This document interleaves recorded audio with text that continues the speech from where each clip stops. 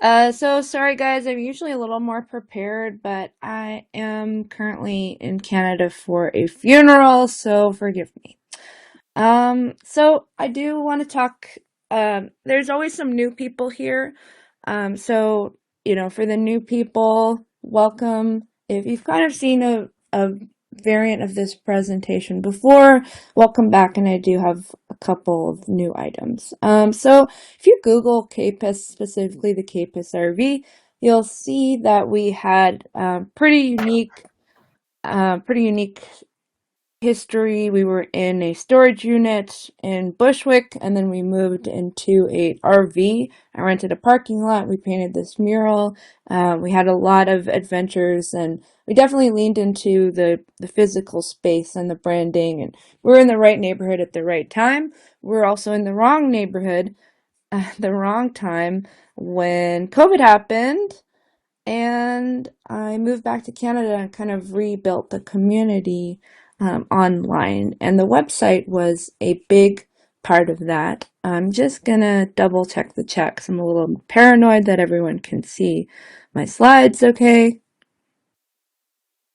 I just want to make sure real quick you can see my slides. Okay, sorry. Here, and we do use just a quick chat about technology. We use Live 65, which is now SoundStack, which, those of you who know, they've used IceCast. We've had no problem with that technology. I'm going to have a little more of a chat about that and automation, how we use those features. But first, I just want to give you a quick tour of the site. We are adding a new feature which I wasn't able to implement on time, where right here in the blank spot it will shuffle through current shows that you can click onto. This changes a lot, this main screen, and of course we have our live chat here. We used to use FlyZoo. Now we use something else. The name escapes me right now, but I do love it. We have pretty funny chatters in here, but now they have, with this chat program, I can get more information about each individual user. So I like that. It's great for mailing lists and things like that. This is our schedule page. It's a lot of fun, and it changes with the day. This Monday girl will become a Tuesday girl, and it's equally eccentric and very funny. And now this is our overall show page. And as you can see, the different genres, which obviously they change when you click into a show. So if one person generally plays country, new wave, private press, and psych funk, when you go into their page, you'll see that the individual genre per episode changes because you can switch it. So here's a typical show page, tells you when it is, description of the show, the genres, and then you have the different episodes where the tags will change according to the episode. And then once you get into an episode page, so we archive everything to Mixcloud. And in our WordPress, we have a code that makes that appear here. You've got the description of the show, and you've got the track list. What I really encourage people to do, and a lot of times I have to give this presentation to a person when they're right in front of me, they're not going to get it. But what I love is that you can search for a track. And because we've been on the air for 8 years, we have a lot of really deep dive, and we work a lot in the independent music community, which can mean a wide variety of things and scenes. But chances are, at this point, our archives are so extensive that if you were to experiment and write, your friend's band or just someone that you were thinking of, there's almost a pretty good chance at this point that someone on Kpiss would have played it. And then you can listen to their archive again or decide to listen to their live show. We have approximately 48 live shows right now. We're live from Brazil, Sweden, Canada, all over the States. And of course, we're primarily in Brooklyn, where I got started. And I live in Kingston, New York right now, which is about 20 minutes from Woodstock. I have been volunteering. I tried to get involved in the Radio Woodstock and Radio Kingston community, but that's a work in progress, and I really do like the, internet radio community. Ours is also one of the few female-run communities, and we have a lot of, um, female and LGBTQ. We actually just recently partnered with a high school, and they have an LGBTQ radio club in Brooklyn, and they're now using their time in that radio club to do their own unique show. Another really cool thing, and this is an interesting conversation, is I don't know if anyone has seen the series Fallout, but I didn't even realize this. I started getting DMs when Fallout came out, I think on Netflix. KPSS. Okay, and see, it's a very kind of that. I mean, the show is post-apocalyptic, but if you look at our aesthetic, it's pretty similar. So, obviously I can't prove anything. I had a little bit of fun with this. I'm so glad that they wrote the article. We all had a lot of fun with it. And, the greatest thing that could happen is maybe Fred Armisen will do a guest set if I ever run into him. But because we have, such a fun community, we have a Slack channel for our DJs. We all chat and stuff. One of the DJs is such a small world. This is me, and I want to do more of this actually. So this is me taking a clip from me interviewing one of the DJs. Where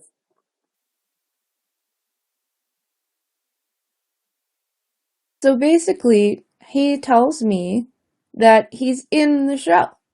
He's in Fallout. He's one of the ghouls as an extra or something. But still, it's really cool. So, it's all about, it's all about community. So I'm going to kind of see if I can turn the camera onto myself and say a little bit more about that. Although I think I've kind of generally said a lot of what I want to say. But yeah, let me be a person here. Okay, and I need to stop sharing my screen. How do I do that? Oh, okay, there I am. I see the last screen from before. Can everybody see me? Am I in the main frame?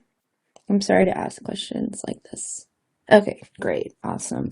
So, yeah, I don't, we play as much, I don't know if I said this already, but we play as much independent music as possible. Live 365 sound stack, they do have, as long as all of your stuff is labeled, they do have, I don't want to be like speak with the authority on it, but they do have a kind of blanket licensing, but I don't want to get too much into that. It's like when it becomes an issue, that's when we'll deal with it, but we are as above board as we possibly can. And we used to try to source all of our independent music from Bandcamp. Now, the reason was as I was just really a champion of the Bandcamp platform for independent music. Now that they've sort of teamed up or something with Universal, I'm kind of worried like everything can get swallowed up. Anytime we get swallowed up or featured, we don't get any money for it, but we got some cred in Brooklyn Vegan. That's all you can ask for. I'm just kidding. So as far as the remote, another thing is one of my biggest trade secrets is that I do really good onboarding. So I really, when I'm onboarding someone, I ask them what their setup is, because some of us are using vinyl, some of us are using audio hijack so that we can play music from our computers. Some of us are using another DJ software. Some of us are using broadcast using this tool to connect. So I really ask the DJ, like, why are they here? What do they like with the station? What are the goals for the station? What is their technology level? What's their radio level? What's their DJ level? And then we work together.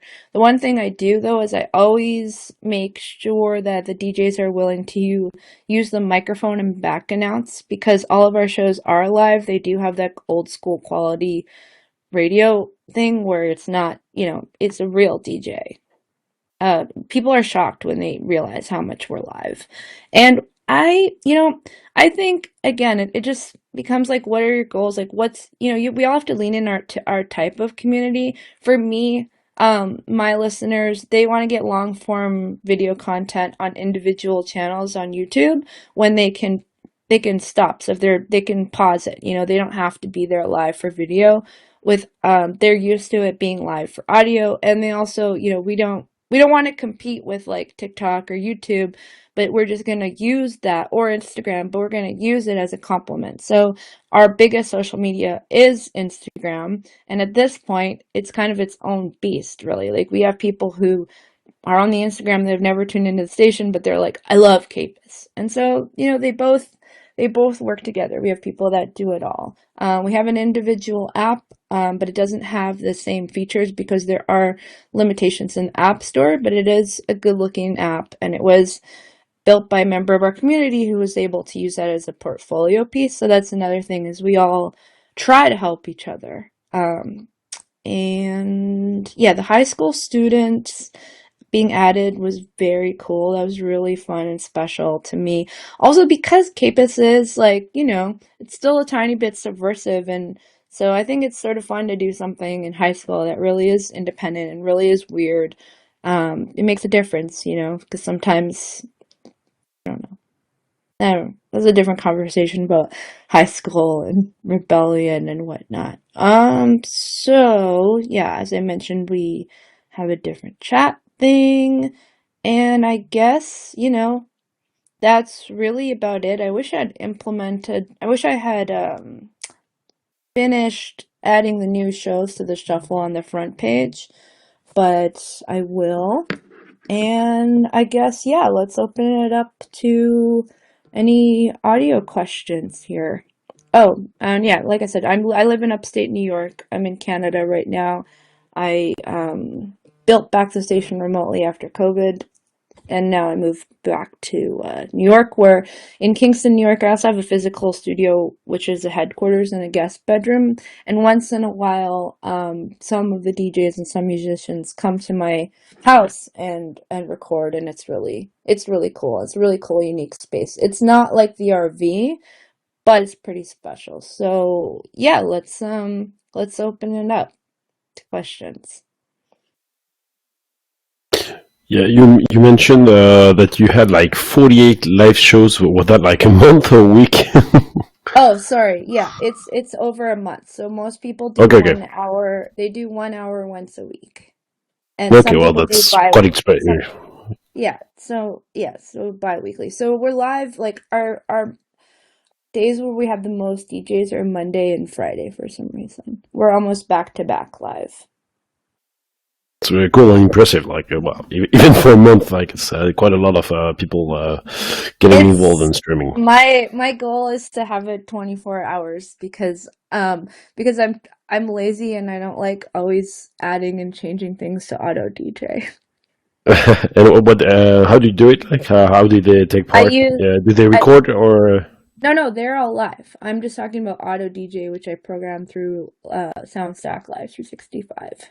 And also Soundtrack Live 365, they're getting better and better, but their auto DJs are DJ software, which I need to use because it'd be too much of a pain in the ass for me to set up a better audio DJ system and then just click into the server. I need to use theirs because the live stream makes it a lot easier to switch if it's just running auto DJ underneath with Live 65.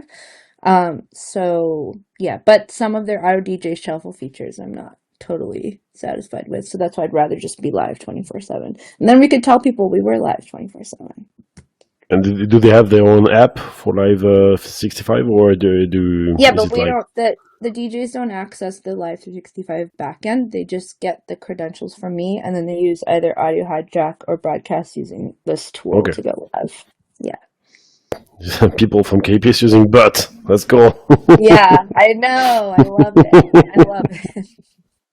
But it's a lot of fun. There's also another DJ program which escapes my mind right now. I'm sure you guys see it, know it, but it's you can go live directly from it. I think it's called Mix or something. It's on one of those. Oh yeah, Yeah. it's open source analytics. Yeah, I know that one as well. Cool. Do anyone have other question? Yeah. Anyone else? I'm checking the chat.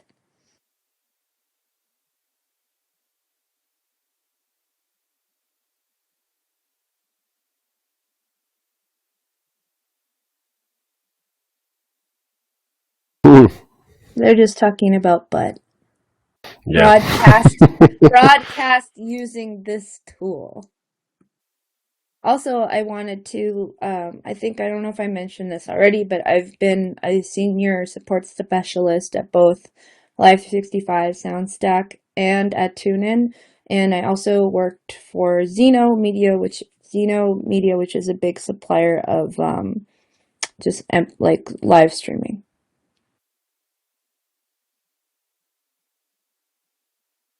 Well, as I was saying earlier, like in the chat, and it's really refreshing every time. Like sometimes I think about Kpiss. I live in France, so I'm not really like in the local community that you're showing on Kpiss. But the website is really refreshing. Like it's really good to have a website that looks like that, that is featureful and is actually looking fresh and cool. Yeah, the aesthetic is a big part of what we do, but we have a lot of creative New Yorkers who worked in advertising and things like that. So the aesthetic is really important to them.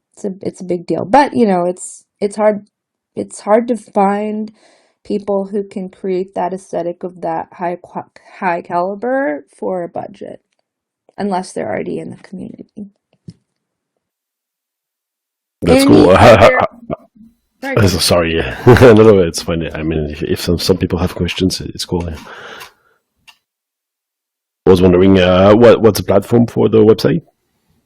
What do you use? WordPress. Okay, cool. Yeah. So it's funny because it doesn't, you wouldn't think like WordPress is still, and it's funny because we switched. Oh, that's another thing is, at one point we had to switch developers. I met my first developer in the Liquid shop. Not my first, but when I decided to change the aesthetic in a bigger way than I had during COVID, I met our developer here in the Liquid shop. So I always this conference means a lot to me. And then I switched developers, and because Tony from Data Fruits that we love. He's in a different time zone and we needed more features. So it's really cool and important to make sure that you can still get those features and stuff when you need them. Because sometimes, depending on your budget, depending where you're at, it can be hard to kind of set something up and then not have the budget to maintain it, and so it's really important to have not that you guys don't know, because, you guys are pretty involved in this stuff, but that documentation, so you can pass it on to the next person. I did not have that on certain occasions, so. Yeah, well, Matthias is saying money, and I think you mentioned that in one of the previous editions. Kpiss is donation funded, right? Yep. It's all Patreon. It's a mix of, it takes a lot of, it's donation with money, time, talent. We're not trying to get rich here. We want to cover our hosting fees. We want to have money for, events. Events are a big deal, and also to maintain our studio, maintain our admin, be able to have someone, to onboard, to be part of the community, and of course to do PR and social media, and which is working because the Fallout article. Well, it looks cool in the end, and it's really nice, nice content, Yeah, nice music. and it's a fun station to listen to. We also just, everybody feeds off each other. We love indie rock. We love weird sense of humor. We also love being a fairly apolitical place to have fun, which I love that, because there's other stations that can serve that mission better.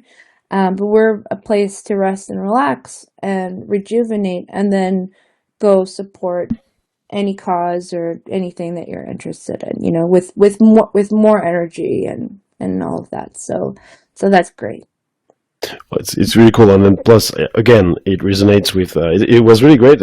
I don't think it was an actual goal for Romain or Samuel to have the conference turn all kind of talk about the aspect of cultural sharing and things that Alex has talked about. Nicolas talked about it. Pierre talked about it, and Brian somehow oriented his talk about that. Yeah. And of course, Kpiss is our Well, kind of the flag for you know, doing cool things with Liquidshop4. you're gonna have to split the conference into the tech panel and the community panel.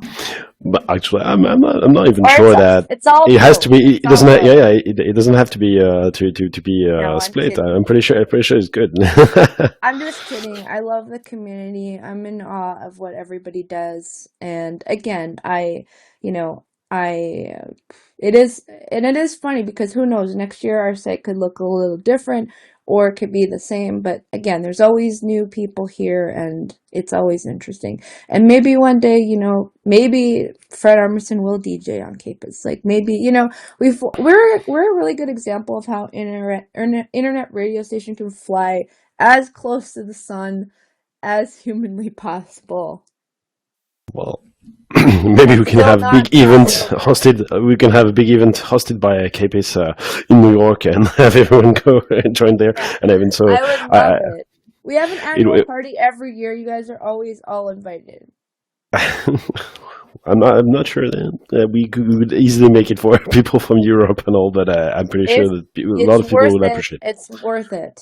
Anyway, any other questions, guys? Come on, anyone? Let me just see. Do. I guess not. Oh, I did like Buster. I did like your comment about the future of Bandcamp. Totally agree. Sucks too because they had more than enough money, but hey, happens. Maybe they're not gonna destroy everything. I don't know. I don't know what's up. I know they It's laid not off a about lot of people. They yeah. didn't change the terms, so I don't know. That's true. They didn't. So who knows? I just don't. I'm just wondering if it means if you're on there, if Epic can have access to your music or not. Epic actually resold to SongTrader. It doesn't belong Oh, to Epic. They sold it like 1 year later. They bought it and then they sold it off to SongTrader, which is a small wow. company. And I don't know, so a lot of That's money great. involved there. They laid off a lot of people, but as far as bands who are on there who didn't decide on just moving out, they still have the same good compensation, like 80% or something like that, say 70 to Yeah. 80%, I think. So it's quite good, and the website is still working, and you still get money from it. So we'll see, but yeah, it doesn't look very good. I mean, that's another thing. So we've had, like the developer of Discover Weekly from Spotify used to have a show on Kpiss. We have an employee at SoundCloud on Kpiss. I met the founder of Mixcloud through Kpiss. He came to our studio and did the DJ set. And we have someone who knows a big person at Bandcamp.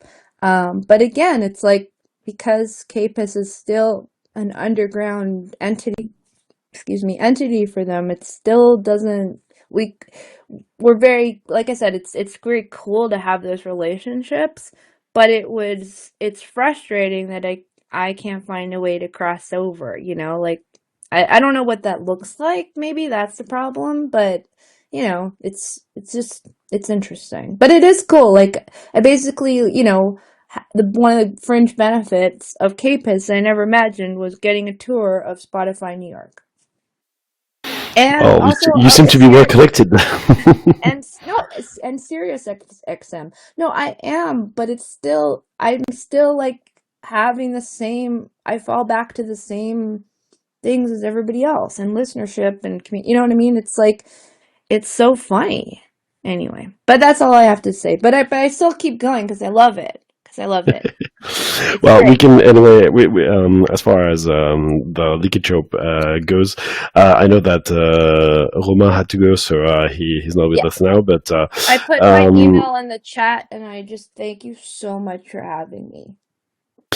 I guess we can switch back and well if you agree and you can stay with us obviously. It I'm was really good. cool to see people from Lama June that were there earlier. The G Radio, the guy who does that, he was around as well. Of course, Buster, and I think that Matthias wanted to talk a little bit more about otaku and things that he couldn't cover in his short time slot. That wasn't great Sure. enough. Thanks a lot, Sheri. It was really great to have some news from Kpiss, and I'm following that. I don't know if that matters, and I think that this kind of uh, speaking of Bandcamp, there are others. People trying to do Fediverse things around Activity Pub and stuff on Mastodon and stuff like that, but I'm not sure where they are yet. But I'm guessing that we're going to see something that makes music Well, publishing easier. one last point is it's so important that we're here and connected on some level, because once we start having issues with the real issues with more control and not, we're going to need each other if it starts coming down to the overlords getting crazier about indie, the way we're communicating and stuff like that. So it's this Censorship. community is really important. Obviously, it's going to mean that people like me will have to partner with people like you to have more, connection. Because if you can use the technology, you can make it more independent. But again, we're in that middle spot where it's not as big of a thing, but it could be in the future. So that's why, for me, that's why this is important. I hope you're wrong, but somehow I agree. Yeah, that's it. That's Okay, all. cool. That's my last point.